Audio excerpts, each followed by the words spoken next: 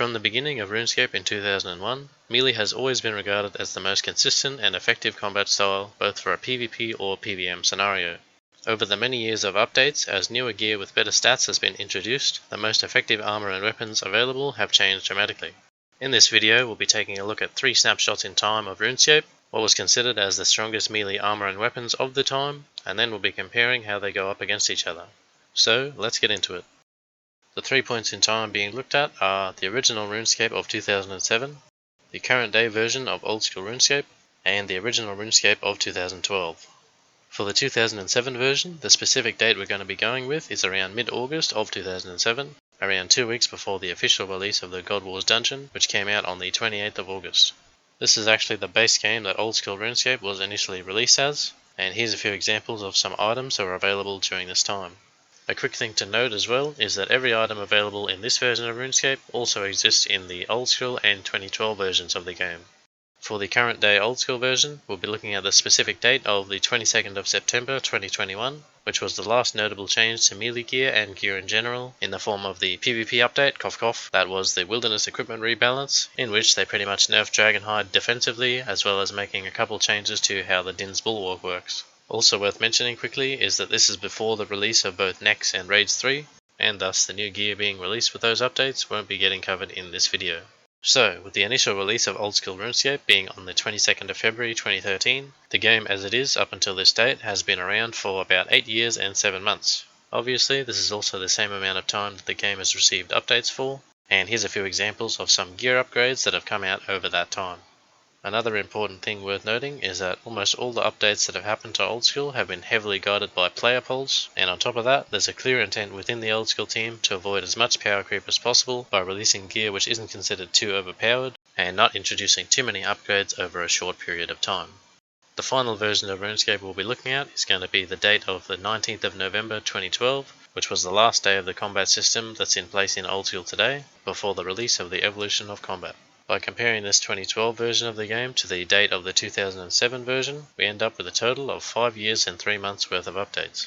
In contrast to the current methods of the old school team, the 5 years of updates that 2012 RuneScape received were effectively solely decided by Jagex, and updates to the game would rarely even be mentioned before the day they were released.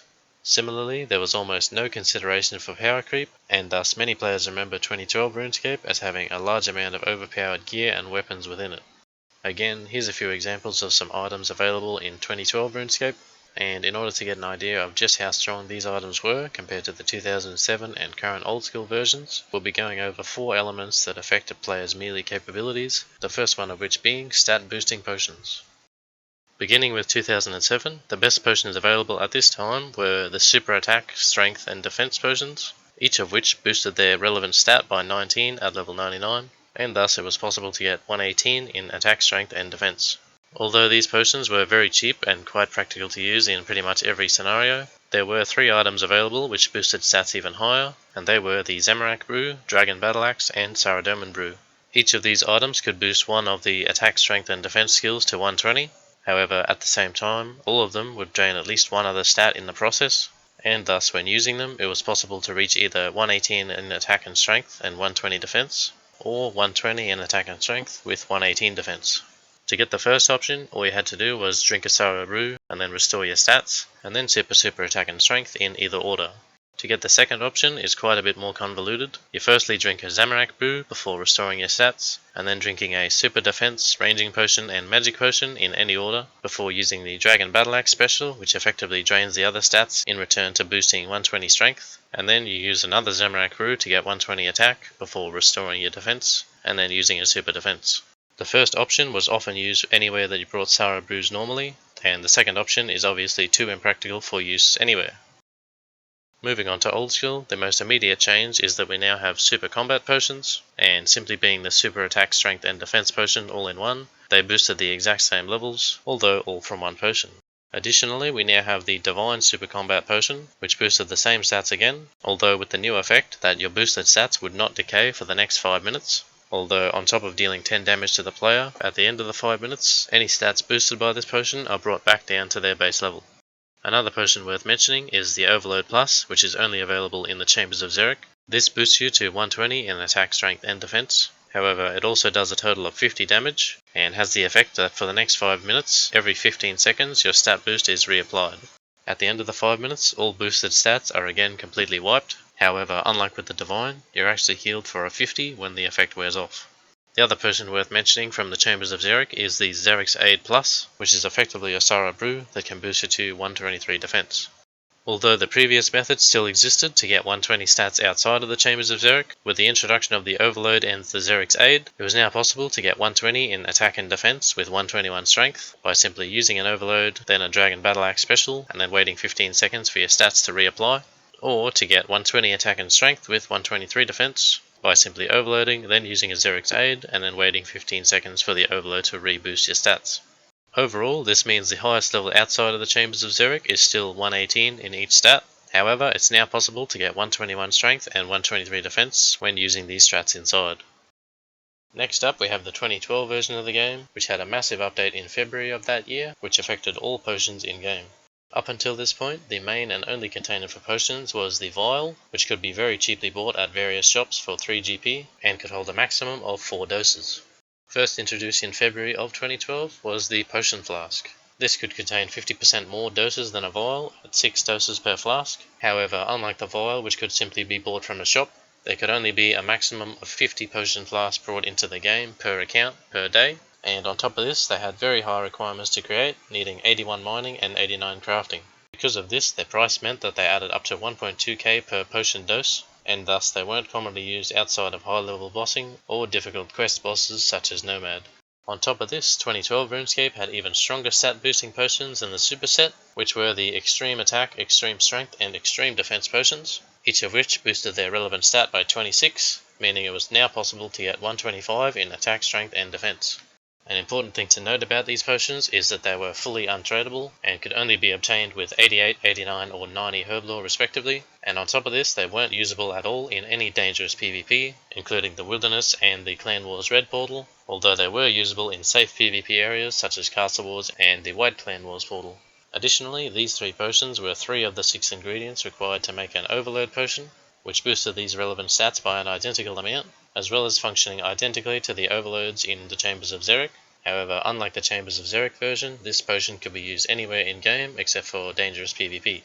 Just like Extremes, the Overload was fully untradeable and had a 96 herblore requirement, which was boostable. However, just like Flasks, they had a trade-off that they were extremely expensive to use, on top of being quite time-consuming to make, and thus they were also mainly used for high-level bossing. Back in 2007, the next thing we'll be taking a look at are prayers. Obviously, the most important to note are the Protect from Melee, Range and Magic prayers, each of which drained 20 prayer points a minute and gave 100% protection in PvM with 40% protection in PvP. Next up is a prayer that came out with the King's Ransom quest a mere 3 weeks before Old School's release date, which was Piety. Being by far the strongest melee boosting prayer at the time, Piety drained a total of 40 prayer points per minute and provided the user with a 20% boost to attack, a 23% boost to strength, and a 25% boost to defense. In contrast to the visible change provided by temporary skill boosts such as potions, Piety as well as other prayers provide an invisible boost which affects your player's effective level. The easy way to calculate this boost is to simply multiply your visible level by the percentage boost of the prayer, and by doing that with the superset's levels of 118, we end up with the effective levels of 141 attack, 145 strength, and 147 defense. In addition, when used with the 120 stats, obtainable with the methods previously explained, Piety would provide a slightly different level boost due to both the rounding of integers and the fact that with a higher base level, the percentage will be higher as well. Ultimately, this means that the highest effective stats available in 2007 were the 144 attack, 147 strength, and 150 defense you see below. However, the more practical values are above, being 141 attack, 145 strength, and 147 defense. Moving on to Old School now, there's not a whole lot of difference between this version and the 2007 version, with Protect Prayer still being very useful, and Piety still being the highest melee offensive boosting prayer. Worth mentioning though is a new prayer added with the Chambers of Xeric update, which is Preserve. This prayer drained a mere 3 prayer points per minute, and gave the effect that all boosted stats would last 50% longer, which simply put changed the timer that would decay each boosted stat by 1 from 60 seconds to 90 seconds. Once again, as the Super Combat Potion is merely a super attack, strength and defense all mixed into one, the highest effective levels were still 141, 145 and 147. However, once again with the introduction of the Overload Plus and Xeric's Aid Plus, within the chambers of Xeric it's now possible to boost your strength and defense to 121 and 123 respectively, which results in a new highest effective level of 148 strength and 153 defense. Moving on to 2012 RuneScape now, a lot of older players are very likely to remember the sequel quest to Desert Treasure, which came out in December of 2009, known as the Temple of Sentistan. This quest gave access to the newer prayer book known as Ancient Curses, and all but one of the prayers being talked about in this segment will belong to the Ancient Curses prayer book. A lot of the Ancient Curses had a higher level requirement to use, but also were a direct upgrade to the previously existing prayers, the first three of which being the Deflect from Melee, Range and Magic Curses. These three curses, which from this point onwards I'm going to reference to as prayers, had an identical drain rate to the previously existing protection prayers at 20 prayer points per minute, as well as providing the same percentage protection against PvP and PvM. On top of this, they had a small chance to reflect 10% of the pre-mitigation damage back onto the opponent, which means that were you to use Deflect from Range to block an 80 damage hit from Jad, there would be a chance that it would recoil 8 damage back onto Jad. This probably had about a 20% chance of occurring, and when it did, it made this sound. Next up is arguably the coolest as well as most overpowered thing ever brought into RuneScape, and that is Soul Split. Realistically, this wasn't actually that cool, although it was definitely very overpowered, and I think if this was brought into old school as it would definitely fuck everything. But anyway, it had a drain rate of 30 prayer points per minute, and had the effect that you would heal for 20% of the damage you deal. This meant that if you hit a 50 with a whip, you would instantly be healed for 10 HP. Similarly to protection prayers, you only needed to have Soul Split active above your head on the tick that you were dealing damage to receive the heal, and thus by combining Soul Split with deflection prayers, in addition to prayer flicking, it was fairly realistic to stay anywhere pretty much forever. Next up was the first melee stat boosting prayer that was stronger than Piety, and that was Turmoil. This prayer was quite unique at the time, as it gave a boost based on your own stats as well as the stats of the enemy that you were fighting. It had a drain rate of 30 prayer points per minute, which is actually 10 less than the drain rate of Piety, and provided the user with a 15% boost to attack and defense, as well as a 23% boost to strength, on top of a 15% boost of the target's attack and defense level, and a 10% boost of their strength level. This level boost provided by the target was capped at 99, and thus whether you were fighting a player with 99 attack, strength and defense, or a 2-stock Jad with 960 strength, the highest additional bonuses provided by this prayer were capped at 14 attack and defense levels and 9 strength levels. When factoring in the 125 stats provided by the Overload against an ideal target which gave the maximum boost to Turmoil, the highest effective levels available at this time were 157 attack, 162 strength and 157 defense. On top of this, there were a few other prayers of this time worth mentioning, the first ones of which being the Leech Attack, Leech Strength and Leech Defense prayers. When all used together, these would drain a total of 50 prayer points per minute, and they provided the user with an initial boost of 5% in their relative stat, and while in combat over time, this boost would slowly rise in 1% increments up to a maximum of a 10% boost. Additionally, they would immediately lower the target's effective level in each respective stat by 10%, and this number would also slowly rise in combat in 5% increments up to a maximum reduction of 25%. Although these prayers weren't as powerful as Turmoil, their ability to lower a target's effective defense level was very impactful at certain bosses such as the Corporeal Beast. The next prayer worth mentioning is Berserker, which played this sound on activation. Similar to Preserve, it drained a total of 3.3 prayer points per minute, and had the effect that all boosted combat stats would last 15% longer. In contrast to Preserve, which affected all boosted stats by 50%, this prayer only affected combat stats and only by 15%. Because of this, it was commonly used in PKing, used alongside supersets. The next and final prayer worth mentioning is Rapid Renewal. This prayer existed on the standard prayer book and was unlockable through dungeoneering as an effectively upgraded Rapid Heal prayer. It drained a total of 23 prayer points per minute and would have the effect that your HP would regenerate 5 times quicker. Because of its extremely high prayer drain rate, it was rarely used in most PvM scenarios, although it was fairly useful in places where you would take low and continuous damage, or as an alternative to food in some Slayer tasks. Alright, so with potions and prayers out of the way, the next thing we're going to be looking at is equipment. I've broken down all equipable gear into 2 sections, namely armour and weapons, and for each section we'll first be looking at the highest equipment bonus possible for each relevant stat, and then we'll be going over various items that have passives and set effects available for each version. I'll be going over these items in a bit more detail later on, but feel free to just pause this section at any point if you want to have a look at a specific bonus in more detail. So to start off with, we've got stab attack, slash attack, crush attack, stab defense, slash defense, crush defense, and the most impactful stat of strength bonus. By plugging in these numbers to the text on the right hand side, we end up with these values. However, crush defense should actually be 306 instead of 300. I just can't be fucked to change it at this point. A couple of interesting things to note about this gear is that Barrow's gloves provide the highest bonus in every one of these stats. The Amulet of Fury is the highest as well in every stat except for Strength, wherein the Strength Amulet is higher by 2, and the 3rd Age Plate Body has a higher crush bonus than a Barrow's Plate Body by 6, which is why I wrote the wrong number before. For the second half of this segment, we'll be taking a look at some of the passive effects of various items available in this time, starting off with the Black Mask. This provided a 16.6% boost to accuracy and damage against your Slayer task, and at this stage this bonus was only available for melee, and the Slayer helm did not exist.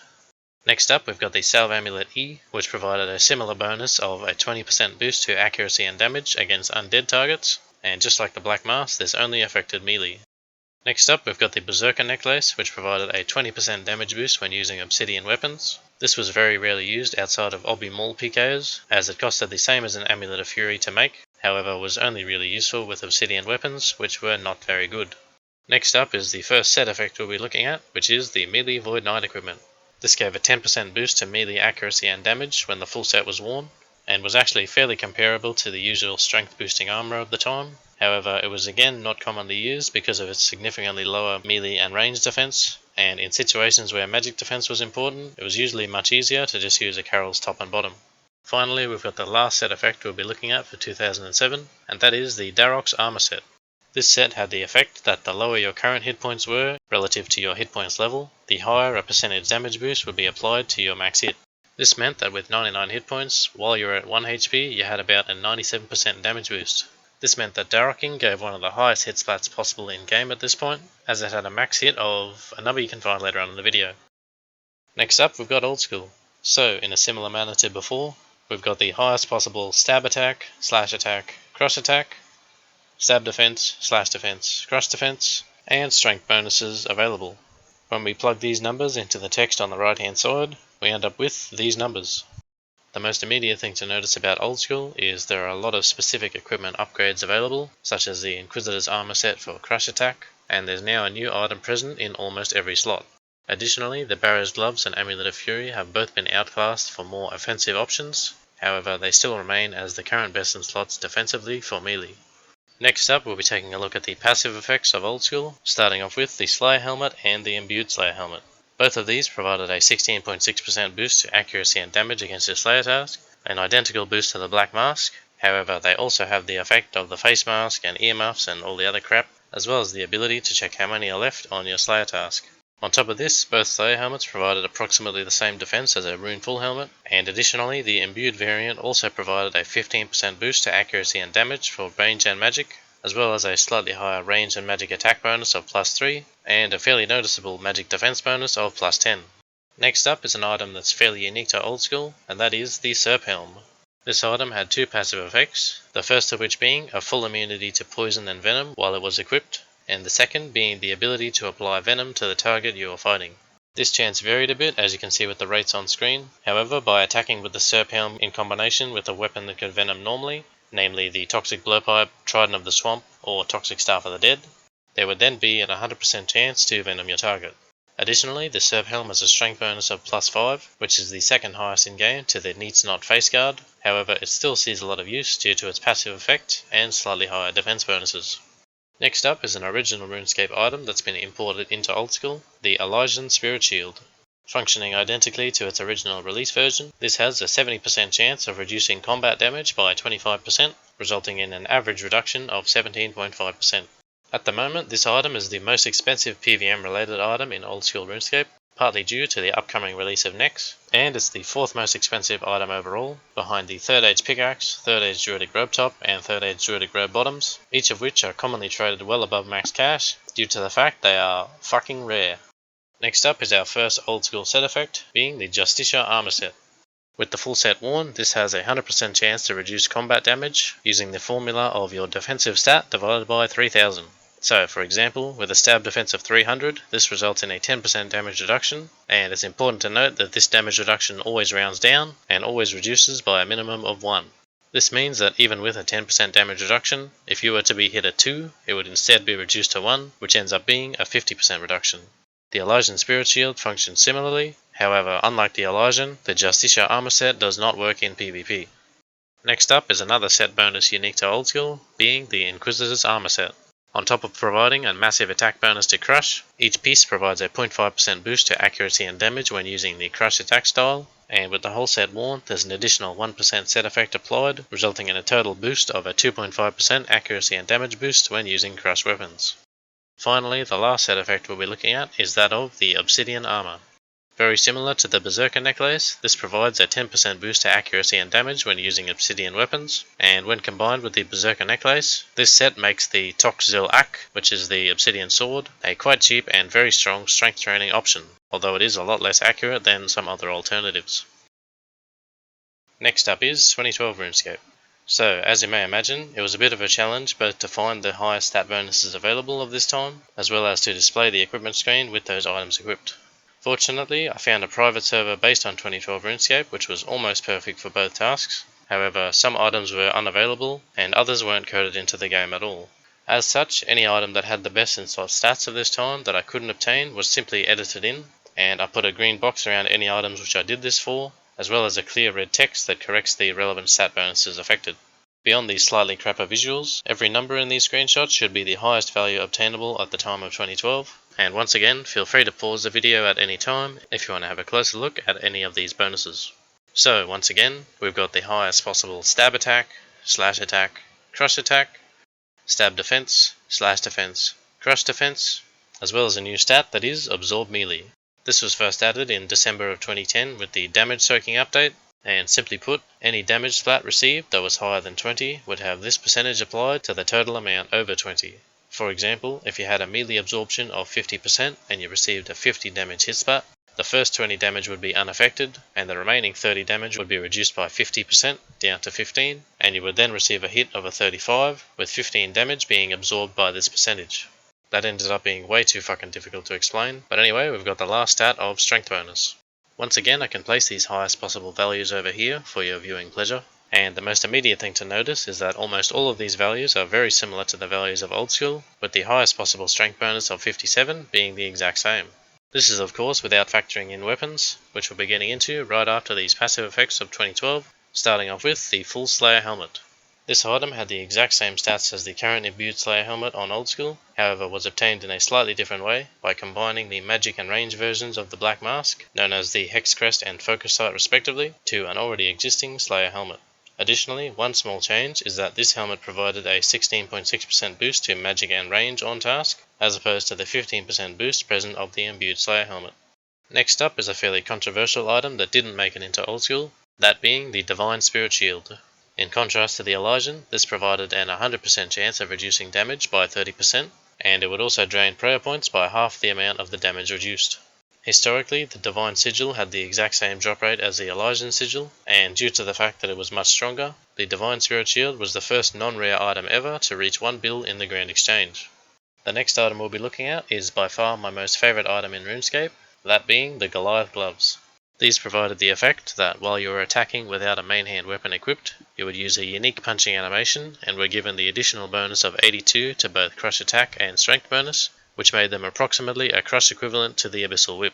On top of this, while you were punching in this manner, they had an infrequent passive effect that would deal a small amount of typeless damage in a 6-tile radius of the player, which would also bind for a short while, as well as draining attack, strength, defense, range and magic by 7 levels.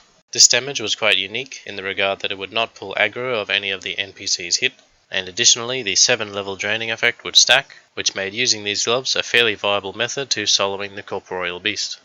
Next up is another very visually appealing item, the Completionist Cape. This cape had the extremely high requirements of having the maximum total level, including 120 dungeoneering, every quest and diary completed, all music tracks unlocked, all magic spells unlocked, and many other things. Statistically, it provided the highest possible bonus in every equipment stat, being either equal to or greater than the previous best cape slots available, and perhaps the most noteworthy stats of it were the plus 10 to all attack bonuses, as well as a massive plus 13 prayer bonus. On top of this, it shared the ammo retrieval effect of Ava's devices, as well as the teleport options to the Ardone Monastery and Farming Patch, as well as various other effects of capes that were present at the time. Additionally, it could be fully customizable with 4 of any colours, and had a very pleasant white particle effect that would leave a nice little trail wherever you went. Next up is perhaps one of the more forgotten items of Runescape, the Void Knight Deflector. This was a shield slot item which counted as a Void Knight armor piece, allowing the use of the Void Knight set effect with an alternative body, legs or glove slot item.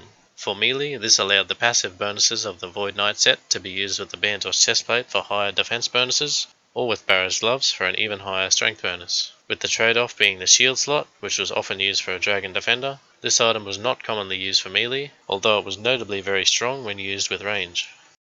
Next up, we'll be taking a look at 2 of the strongest melee armor sets available in 2012, the first of which being the Torva armor set. Initially, this set consisted of a helm, body and legs. However, Torva gloves and boots were added about a year and a half after the initial release of Nex, alongside a graphical update to the Gold Wars dungeon. Torva was the melee variant of the Nex armor sets, each of which provided a boost to the maximum life points of the user, which made it possible to reach up to 144 life points.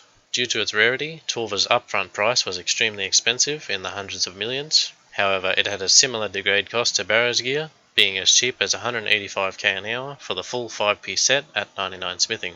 Torva also had very high defensive bonuses, although with the same offensive bonuses of the Helm of Nature's Knot, Bandos chestplate and Bandos tassets. Additionally, the maximum life point boost of Torva affected the HP restoration of Saradomin brews, and this resulted in a massive increase to healing of up to 40% per Saradomin brew.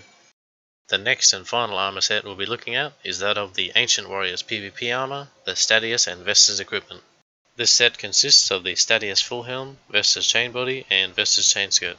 In contrast to Torva, this equipment was fairly cheap to purchase up front, being roughly 5 to 20 mil for a full set. However, due to each piece lasting only 1 hour of combat before degrading completely to dust, the overtime cost was obviously extremely expensive. The intended purpose of this armor was for the short, fast-paced fights of PvP, and thus it was completely impractical for use in general PvM combat. The set provided very similar stats defensively to Torva, however it was much stronger than Torva offensively, having a slightly higher strength bonus in the body and leg slot, as well as a fairly unique attack bonus present on every piece.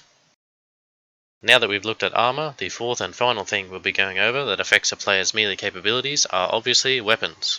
This segment will follow a similar theme to the previous section on armor, beginning with the highest attainable bonus in each relevant stat, both for a main hand and offhand, as well as for two-handed weapons. We'll then go into the most effective weapons available at the time, including the strongest weapons for each tick speed, and the most effective special attack weapons available. As you've likely noticed, I skipped through the equipment screens of each of the best stat bonuses possible to save a bit of time, which I've likely lost in explaining this, and plugging these values in over here, we get the highest stats possible both for the weapon and shield slots, and the two-handed slots available of 2007. It's worth pointing out that the very important stat of attack speed is not displayed on the equipment bonuses screen, and thus a lot of these slower weapons are much less effective than other options available, in spite of their higher stat bonuses. Historically, a common theme for melee is that 4-tick weapons are generally the best for training as well as the highest DPS in most circumstances, and because of this, the first 3 weapons we'll be looking at all have the highest attack bonus for their respective style out of all weapons that attack at a 4-tick speed. These 3 weapons, in order of stab, slash and crush, are the Toxzil Ak, Abyssal Whip, and Ancient Staff.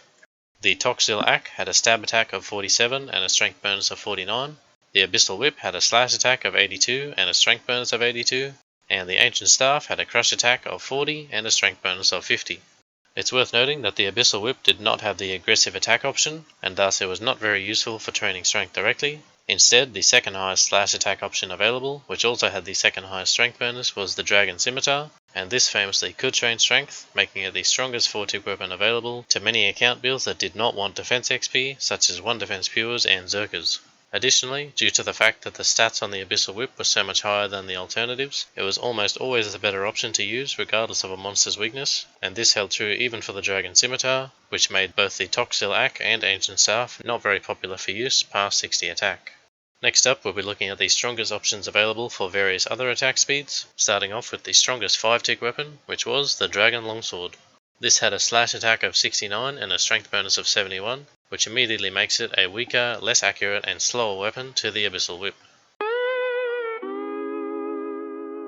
For the 6-tick speed, the strongest weapon was the barrel chest anchor, with a crush attack of 92 and a strength bonus of 100. This weapon was commonly used in PvP as a combo with the granite maul, and as it had an attack requirement of 60, could be used by many different account builds of the time. It was also a semi-viable crush weapon with a slower DPS rate than the ancient staff, although a much higher crush attack, even after factoring in the bonus of the rune defender. Finally, for the 7-tick speed, the strongest weapon available was the Darok's Great Axe. This had a slash attack of 103 and a strength bonus of 105, making it the highest strength bonus available for 2007. On top of this, it was also the slowest melee weapon available, and when paired with the rest of the Darok's armor set, this provided one of the highest possible max hits of the time, in 1 hit splat, when at 1 HP, and the next thing we'll be looking at are the special attack weapons of the time, starting off with the Dragon Dagger. This used 25% of the special attack bar, and dealt 2 hits with a 15% bonus to accuracy and damage for both hits. This was by far the highest DPS spec weapon of the time, and even in old school today is still one of the best spec weapons available. The next spec weapon we'll be looking at is the Dragon Halberd. This used 30% of the spec bar and provided a 10% boost to damage, on top of the effect that it would deal damage on up to 10 targets in front of the player in a 1x3 area. Additionally, when used against targets that covered more than one tile, this special would hit twice, making it one of the strongest possible damaging attacks of the time. Finally, the last special we'll be looking at is that of the Bone Dagger. This used 75% of the spec bar and would lower the target's defense by the amount hit. Additionally, it would have an 100% hit chance when used against targets that would not last hit by you, and in standard max gear of the time, this had a max hit of around 27. Because of this, it was not commonly used as a defense reducing special, although it was arguably one of the best available at the time. Next up with Old School, I'll once again quickly skim through the highest stat bonus weapons of the time in the background, in the usual order of main hand weapon plus shield, and then two-handed weapons. It's worth noting that the only weapon that maintained its place as the best in slot was the Maple Blackjack Defensive, which provided the highest crush defense bonus from a main hand slot of plus 24. Beyond that, it's quite clear to see that almost every stat was improved a significant amount, and this is particularly noticeable for the defensive stats, with the introduction of the 2H shield / weapon, the Din's Bulwark. The next thing we'll be looking at are the most effective 4-tick weapons for each attack style, and for Old School, those 3 weapons are the Garazi Rapier, the Blade of Saildor, and the Inquisitor's Mace. The Garazi Rapier has a stab attack of 94 and a strength bonus of 89, the Blade of Saildor has a slash attack of 94 and a strength bonus of 89, and the Inquisitor's Mace has a crush attack of 95 and a strength bonus of 89. In contrast to the wildly varying attack bonuses of the 4-tick weapons of 2007, it's clear to see that all 3 of these weapons were designed with near identical stats, and this was likely done in order to ensure each weapon remained relevant for their particular attack style. When compared to the baseline of the Abyssal Whip, each of these weapons has a 12 higher attack bonus and a 7 higher strength bonus, as well as the ability to use the aggressive attack option, which lets them train strength directly where the whip could not. As mentioned earlier in the video, it's generally the best for melee to use 4-tick weapons in pretty much all scenarios due to their higher DPS rates. However, very specifically to Old School, there is in fact a more powerful weapon with a slower attack speed, and that is the Scythe of Vitur. The Scythe attacks at a 5-tick speed and has a slash attack bonus of 110 and a strength bonus of 75. What makes the Scythe stand out is its passive effect, which behaves quite similarly to the special attack of the Dragon Halberd. When used against an enemy that covers at least 3x3 tiles, the Scythe would attack a total of 3 times, with the second and third hits dealing up to 50% and 25% respectively of the standard max hit. This means that if your base max hit with the Scythe was 40, the second hit could deal up to 20, and the third hit could deal up to 10, making it possible to hit 70 damage with one attack.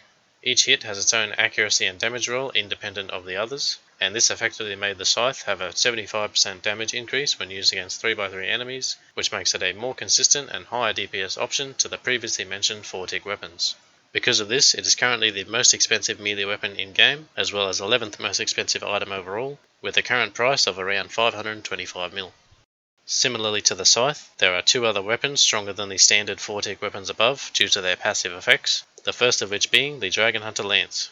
This attacks at a 4-tick speed and has a stab attack bonus of 85 and a strength bonus of 70. Additionally, it has the passive effect of providing a 20% accuracy and damage boost when used against dragons. Comparing this to the Rapier, this weapon has both a higher max hit as well as being more accurate, although it doesn't have an aggressive attack option and thus is limited to controlled, which makes it unavailable for various account builds that want to avoid defense XP. Finally, the last of these higher DPS weapons is the Arclight. This has the quite low stats of 38 slash attack and 8 strength bonus, however has the very strong passive effect of providing a 70% boost to accuracy and damage when used against demons. Similar to the Lance, in usual max gear, this weapon has a higher max hit than the Blade of Saeldor, and is even more accurate against demons than the Lance is against dragons. On top of this, the Arclight has an aggressive attack option, and against many demon bosses such as Krill, is even stronger than the Scythe due to its massive accuracy bonus. Next up, we'll be looking at the strongest options for various other attack speeds, starting off with the strongest 5-tick weapon, being the Leaf-Bladed Battle Axe. This has an equal bonus to both slash attack and crush attack of 72, and has a strength bonus of 92, which is the highest possible for the main hand weapon slot. Additionally, it has a 17.5% boost to both accuracy and damage when used against Turoths or Kurasks. For the 6-tick speed, the strongest weapon available is the Elder Maul. This has a crush attack of 135 and a strength bonus of 147, and both of these stats are the highest possible in-game for a two-handed weapon or otherwise. Similar to the Barrel Chest Anchor of 2007, the Elder Maul is often used as a KO weapon in PvP due to its very high accuracy and strength bonus. For the 7-tick speed, the strongest weapon is the Crystal Halberd. This has a slash attack of 110 and a strength bonus of 118, and on top of being the slowest melee weapon in game, it's also the strongest halberd which can attack from 2 tiles away. Finally, the last variable tick speed weapons worth mentioning are the Swift Blade and the Ham Joint. Both of these weapons provide no bonus to attack or strength, however they do have the unique property of attacking with a 3-tick speed for melee. The Event RPG is the only other melee weapon that can attack at this speed, however it's two-handed and also provides no bonuses, making it worse off to the Ham Joint in every aspect. These two weapons are particularly useful for the Nilo room at Tob, and are also one of the higher DPS options available for limited account builds such as one attack. Next up, we'll be looking at the special attack weapons of Old School, starting off with Dragon Claws. These use 50% of the spec bar, and have the quite unique effect of rolling for accuracy 4 times, as well as having their damage roll vary depending on which of these 4 rolls lands. If the first accuracy roll passes, they would then do a total of 4 different hit slots, which total between 100% and 200% of your standard max hit, resulting in the average amount of 150% damage. When compared to an attack with the usual 4-tick weapons such as the Garazi Rapier, this first roll would end up being around 2.5 times the damage of one of these attacks. When one of these accuracy rolls fails, it would then roll a second, third and then fourth time, and were they to pass there would be a slightly lower damage roll, as you can see with the values on screen. Because of this unique effect, their accuracy roll would effectively have to fail 4 times in a row in order to not deal at least some damage with the special, and because of the minimum and maximum hits, Dragon Claws are one of the most consistent and high DPS specials in game. Next up is the Crystal Halberd.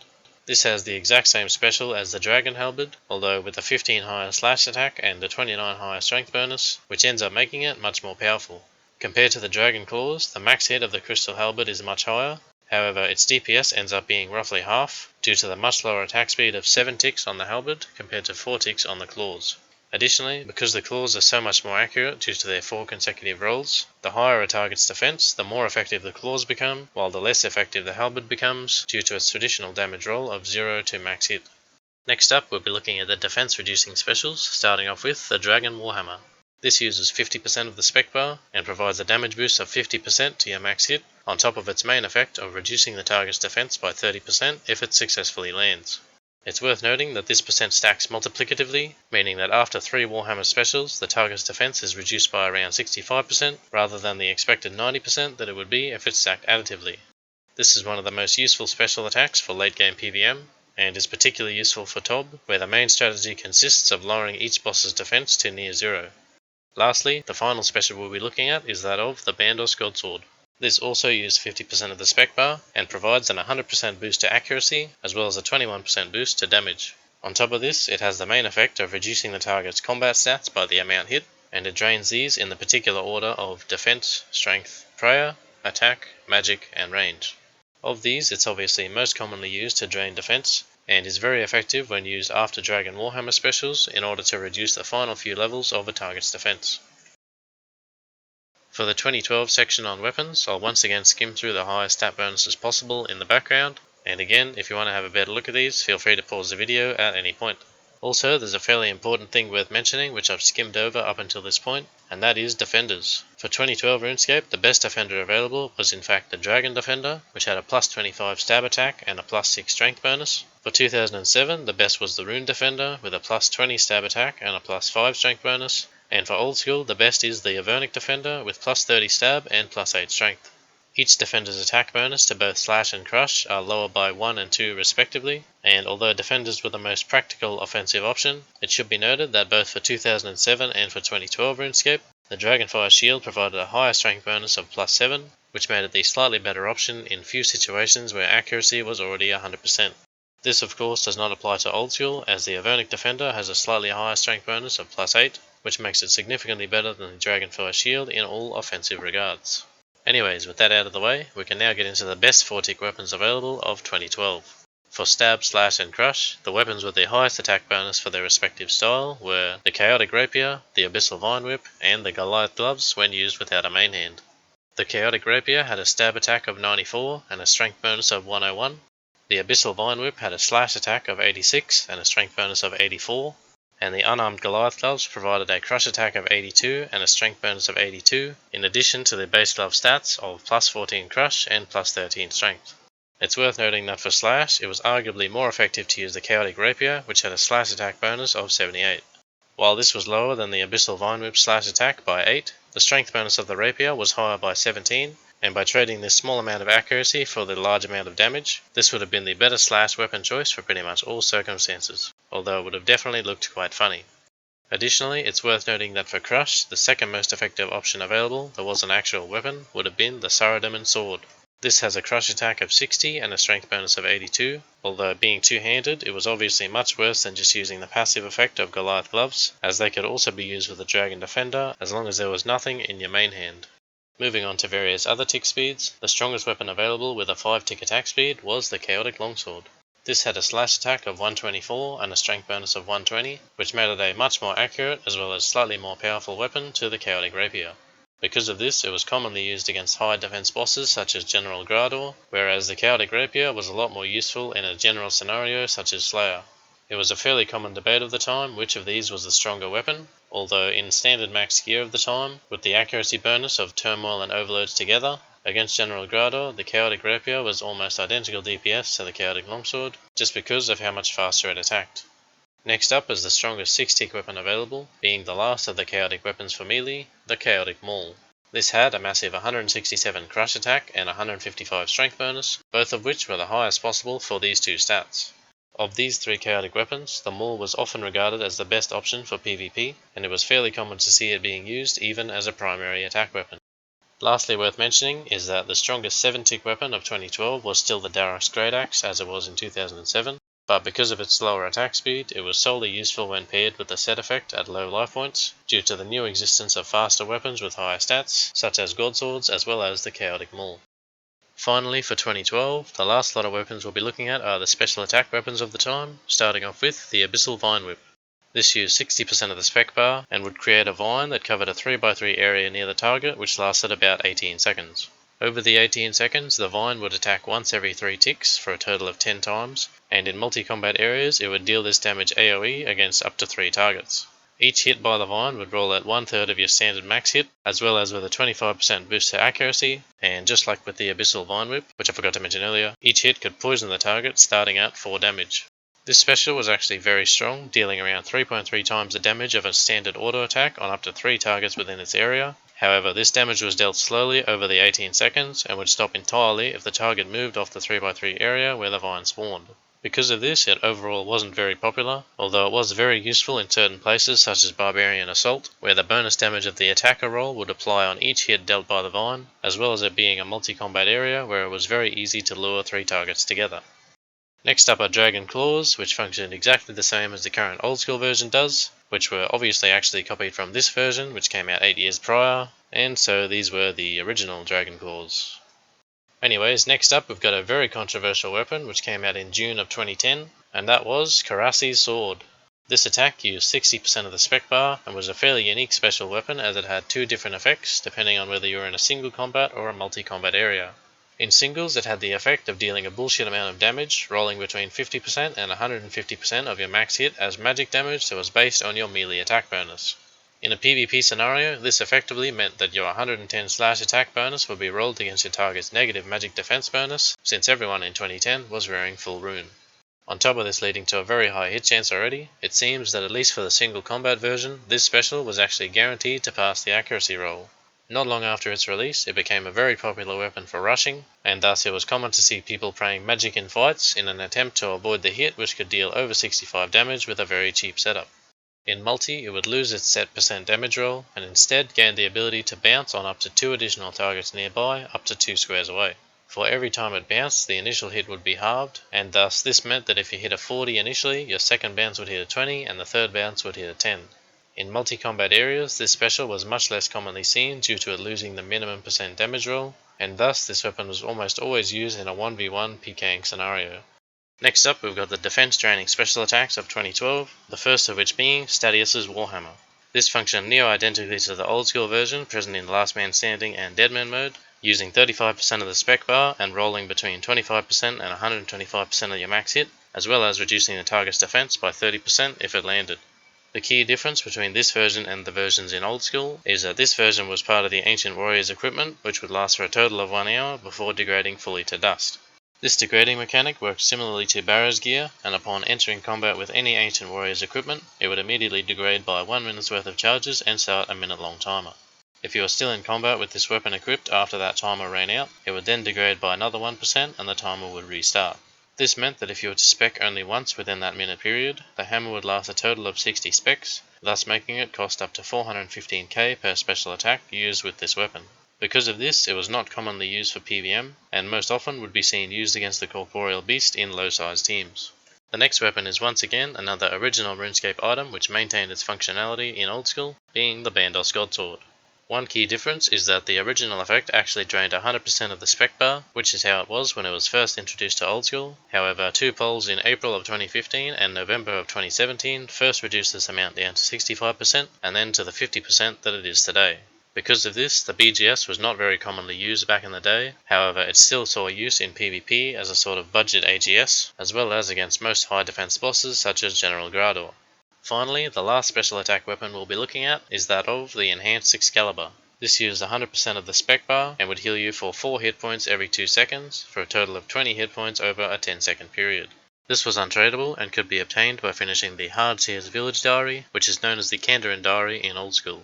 It could also be upgraded by finishing the Elite Seer's Village Diary, and this caused it to heal a total of 40 hit points instead over a 20-second period. Although the Elite version had very high requirements to obtain, it would also synergize very well when used with overloads by negating 40 of the 50 damage received upon using them. On top of this, the 5-minute duration of overloads was matched exactly with the 5 minutes that it took for your special attack to restore to 100%, and thus this was an easy way to keep track of how long until your overloads would wear off.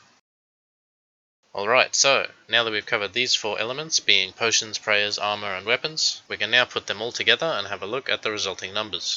For 2007, using a superset alongside Piety got you to these effective levels, and for a high DPS setup, the overall best gear consisted of an Abyssal Whip paired with a Rune Defender, while wearing the max strength bonus in every other slot, except for the Amulet of Fury and the Verax Plate Skirt. This setup gave a slash attack of 124 and an identical strength bonus of 124, which ultimately gives us these final values. The Abyssal Whip being the strongest 4-tick weapon meant it was also the best option for a fast damage output, and with a max hit of 45, the average damage dealt with each successful attack was 22.5. With the attack level of 141 and the slash attack bonus of 124, this setup provides an attack roll of 28,200. Because accuracy varies significantly based on the defense roll of your target, we won't be using this number to calculate the hit chance of a specific scenario, however we will be comparing it to the attack rolls present in both other setups as well as other versions of the game. Finally, the last value of DPS is the average damage per second provided by the whip, with its average hit of 22.5 and its attack speed of 2.4 seconds. Without factoring in hit chance, the average DPS provided by this setup is 9.375. Due to being the most practical and arguably best setup of the time, these values provided are going to be the base reference point for the other gear setups of 2007, the second of which we'll be looking at being the strongest weapon for the 6-tick speed, the Barrel Chest Anchor. This has the max hit of 49, which is slightly higher than the whip by 4, however has the noticeably lower attack roll due to its lower attack bonus. It's worth noting that this obviously uses the crush attack style, and thus could be considered more accurate than the whip against monsters that were weak to crush or strong to slash. Due to its attack speed of 6, being 50% slower than the whip, the DPS is obviously dramatically worse, being around 72% of the whip setup. The next setup we'll be looking at is that of the highest strength bonus weapon of the time, the Darok's Great Axe. Obviously, this was much more effective when paired with the armour, however it still had the highest slash attack and strength bonus of the time, and thus could be considered the best available option for flinching. This setup could hit 1 higher than the anchor with a max hit of 50, and as it had a higher slash attack than the whip by 2, the attack roll of the axe was higher by around 0.4%. As expected, due to the loss of attack speed, the DPS of this weapon was less than that of the anchor, being just under 6, which made it around 87% of the DPS of the anchor. Next up is the special attack weapon which had the highest DPS in most circumstances, the Dragon Dagger. Being a special attack, this could only be used a maximum of 4 times every 5 minutes due to costing 25% of the spec bar, however it had the even higher max hit of 82, made up of its 2 hits which could each max 41, being only slightly less than the whip's max hit of 45. The accuracy roll of each hit was also slightly less than the whip's, and it's worth noting that despite the dagger being primarily a stab weapon, the special attack would always roll against the target's slash defense. Additionally, because the special hits twice, in spite of the fact that each hit has a slightly lower accuracy and max hit, the DPS of this special was around 1.8 times that of the whip, on top of being both more accurate and more consistent with average damage. Finally, the last setup for 2007, which I've teased a few times earlier as providing one of the highest hit splats possible, not including the Keras, is that of the Darok's armor set. With the set effect bonus at 1 HP, this has a max hit of 96, which is by far the strongest individual attack possible against effectively any NPC. Overall, this was the 4th highest possible hit for melee, as well as for any other style, behind the 3rd highest of 102, dealt with the Keras in max strength against a Kalphite, the 2nd highest of 110, dealt with this Darok setup using a Salve Amulet E against an undead target, and the highest hit possible being a 114, dealt with the Keras in max strength with a Black Mask, on task against a Kalphite. It's worth noting that with 120 strength, it was possible to hit slightly higher with each setup, and this boosted the max hit with the Keras on task to 117. Overall, while these other methods can give a significantly higher max hit, they need very specific circumstances to perform, whereas it was possible to hit the 96 with Daroks against any NPC in-game that had at least that much health. Lastly, as the set bonus didn't affect accuracy, the attack roll is identical to the one before, although the DPS value is noticeably improved. In theory, this DPS is around 22% better than the whip setup, however when factoring in overkill of the target's remaining HP, the whip would usually end up being higher DPS due to the overall low hit points of targets available in 2007. Next up with Old School, we've got the Super Combat Potion alongside Piety, which gives us the same effective levels as 2007, and the most effective gear for overall DPS consists of the Garazi Rapier paired with an Avonic Defender, while wearing the max possible strength bonus in every other gear slot. The only item equipped which doesn't give strength bonus is the Radar's Blessing 4, which is worn in the ammo slot for the small bonus of +2 prayer. This gear gives us these new values, which once again will be the base reference for the other 8 setups we'll be looking at for Old School. On top of the higher damage and attack rolls of this setup, it's worth mentioning again that the Blade of Saildor and Inquisitor's Mace are effectively slash and crush alternatives to the Rapier, and thus they may be used instead in situations where your target has a weakness to a specific attack style. As mentioned previously, there are many alternate weapon options available for Old School, and the first of those we'll be looking at is the Inquisitor's Mace paired with the Inquisitor's Armor set. As a more offensive setup, this has a max hit 1 higher than that of the Rapier, with the trade-off being a significant amount of defense bonuses, particularly to slash and range. For the attack roll, this setup has the significantly higher attack bonus of 192 crush compared to the Rapier's 161 stab, and when factoring in the passive accuracy boost of the armor, this attack roll is around 17% higher than that of the Rapier. The next setup has an even higher attack roll, again with a slightly higher max hit, being the Arclight. In contrast to the passive of the Inquisitor's armor, the Arclight has its accuracy and damage bonuses tied to the weapon, and thus can be paired with the standard max strength gear for much higher defense. In comparison to the Rapier, this has around a 27% boost to accuracy and a 3 higher max hit, which works out to be around 5.5% more DPS.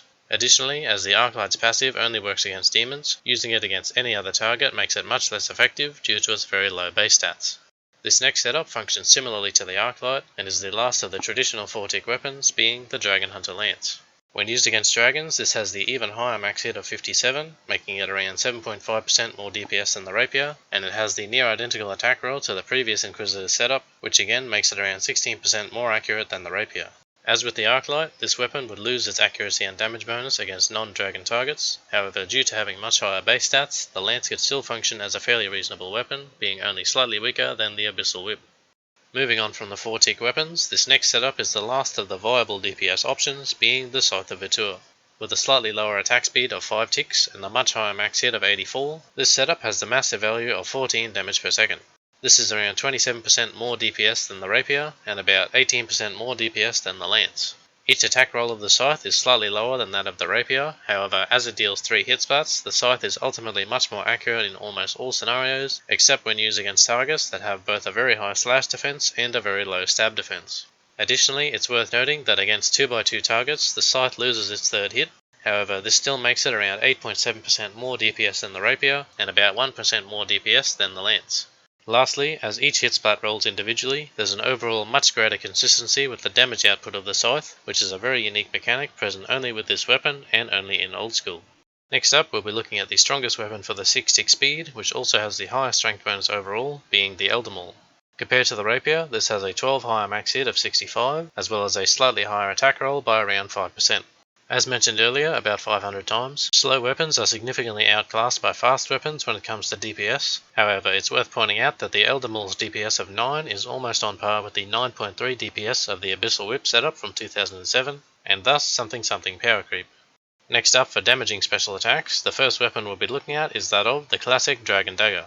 With the much higher attack and strength bonuses provided by new gear, this has the even higher max hit of 94 when rolling 247s, and this results in the very high average DPS of 19.6, which is about 40% more than that of the scythe. Each hit has an attack roll of around 87% of the rapier, and as mentioned before, against low defense targets this is one of the best special attacks in game, rivaled only by the next special attack weapon, the Dragon Claws.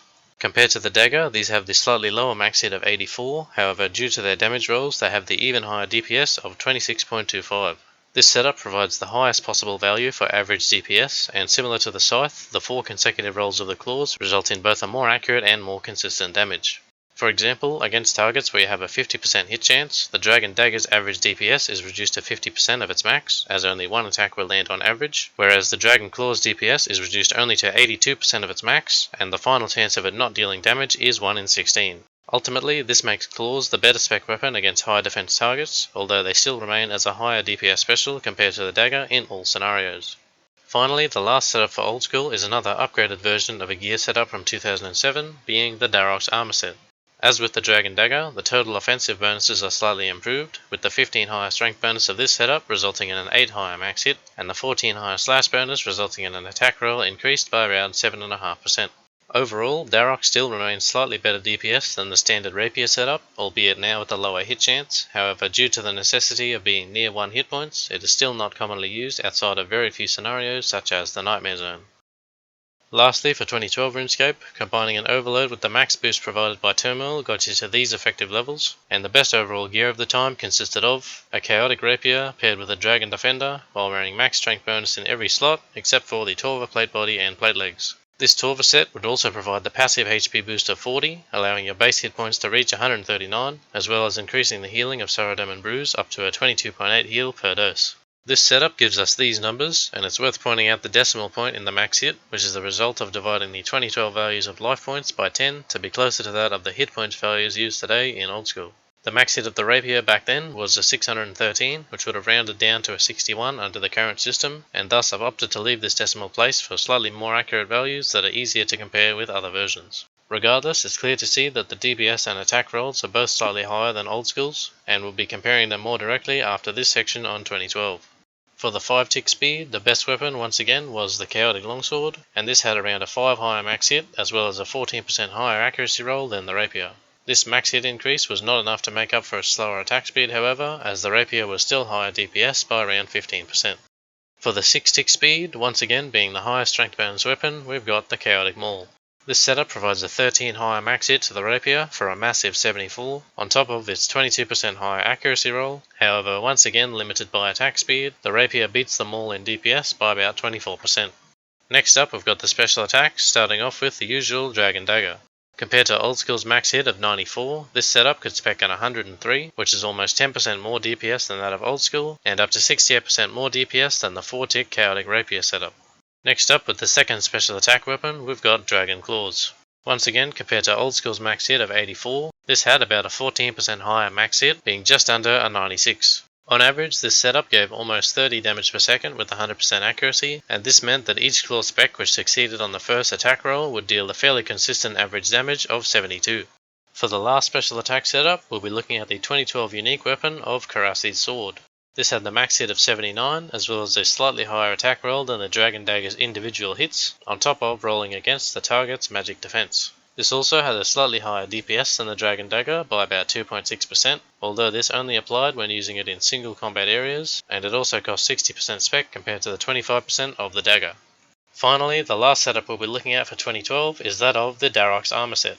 This setup had the massively high max hit of 134.5 owing to the hit points bonus provided by the Torva gloves and boots as well as the bonfire boost. By placing 5 logs onto a bonfire, you would receive a 10% boost to your maximum hit points, which would multiply with the 5 hit points added from Torva gloves and boots, resulting in an effective maximum hit points level of around 114. As mentioned before, the formula for Darok's set bonus takes into account your current life points as well as your maximum, and thus while at 1 HP with this setup, the set effect would provide a damage modifier of about 130%, resulting in this massively increased max hit. As expected, this setup ends up being slightly better DPS than the traditional 4-tick setup, being around 25% more DPS than the rapier, and it's worth mentioning, by using this setup with a Salve Amulet E, it was possible to deal the new highest max hit of 152.5 against effectively any undead target. And with that, we've now had a look at the most effective setups available for each game version. Next up, we can get into the numbers and take a closer look at each setup, comparing it against the equivalent setups between each version, starting off with the overall high DPS options. These were, of course, the Abyssal Whip for 2007, the Garazi Rapier for Old School, and the Chaotic Rapier for 2012.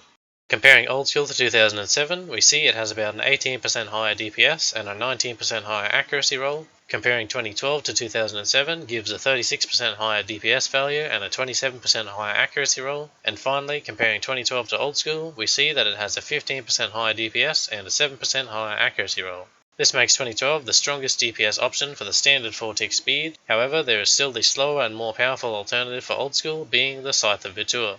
When we add this in, Old School's DPS increases to about 49% more than the 2007 setup, and upon updating these final percentages between Old School and 2012, we can see that the Old School setup ends up on top, as the Scythe results in a 9.6% higher DPS than the Chaotic Rapier. Ultimately, this makes the Old School setup better in terms of consistent DPS for most scenarios. However, it's well worth pointing out that 2012 still has the undeniable advantage when it comes to defense. Between the higher effective levels and equipment bonuses, 2012 has between a 40% higher defense roll to crush and a 67% higher defense roll to stab when compared to Old School. On top of this, the passive life point boost of Torva increased the healing of Sara Brews up to 22.8 per dose, and combined with the extra doses of flasks, this meant that each inventory slot of 2012 could heal up to 136.8. Compared to the Old School amount of 64, this is already more than double, even before considering the various other healing methods available, such as from Soul Split and the Enhanced Excalibur. When factoring in all these elements, it's undeniable that 2012 has a massive advantage over Old School. However, I think it's still pretty interesting that an item like the Scythe exists as a weapon that can out DPS the best options of 2012, albeit only against 3x3 targets. Anyways, with that, the goal of this video being to compare the best setup of each game version has effectively been achieved. In an attempt to avoid making this video any longer, because holy fuck it's already over an hour, I'll just briefly flash on screen the 4 other comparison setups that I've made, which will be in the order of the strongest 6-tick weapons, the highest DPS special attacks, the Darok's equipment, and something I didn't actually display earlier, which is the Dragon-sized Crystal Halberd special attacks. Lastly, if you pause around the 3-minute mark, you should be able to use the left and right arrow keys to skip between each setup with all the values on screen for a slightly more pleasant viewing experience. Regardless, that's going to bring us to the end of this video. I was expecting this to end up about 20 to 30 minutes long, but I guess I covered things in a lot more depth than I was planning to initially. There's a few things I didn't mention for the 2012 version, such as the Ring of Vigor, the special restore potions and auras, as well as the entirety of the summoning skill. However, I think this video should do a decent job at explaining everything when it comes specifically to melee equipment. In about a week's time from this video's release, we should be seeing the addition of Torva to Old School with the following stats, and from Raids 3 we might also see the Osmumten's Fang as a new 5-tick stab weapon with the unique effect of rolling between 15% and 85% of your max hit. The strength bonus of Torva particularly is going to make it a very powerful upgrade, and it'll be interesting to see what changes with the addition of these new items. I might end up making an equivalent to this video for both range and magic, although I don't think I'll be working on either of these for a while. Anyways, I think that's going to wrap it up, so thank you very much for watching, and I hope this video was as entertaining as it was informative. See you later.